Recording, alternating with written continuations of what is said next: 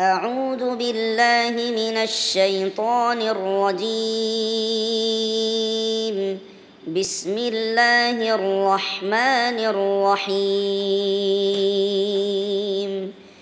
يا أيها المزمل قم الليل إلا قليلا نصفه أو انقص منه قليلا أو زد عليه ورتل القرآن ترتيلا إنا سنلقي عليك قولا ثقيلا إن ناشئة الليل هي أشد وطئا وأقوم قيلا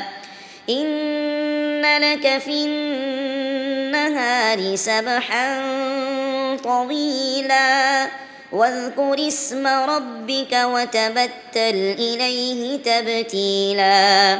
رب المشرق والمغرب لا إله إلا هو فاتخذه وكيلا واصبر على ما يقولون واهجرهم هجرا جميلا وذرني والمكذبين أولي النعمة ومهلهم قليلا إن لدينا أنكالا وجحيما وطعاما ذا غصة وعذابا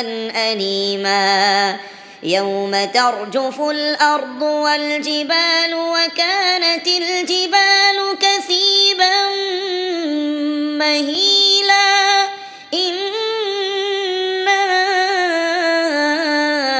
أرسلنا إليكم رسولا شاهدا عليكم كما أرسلنا إلى فرعون رسولا فعصى فرعون الرسول فأخذناه أخذا وبيلا فكيف تتقون إن كفرتم يوما يجعل الولدان شيبا السماء منفطر به كان وعده مفعولا إن هذه تذكرة فمن شاء اتخذ إلى ربه سبيلا صدق الله العظيم.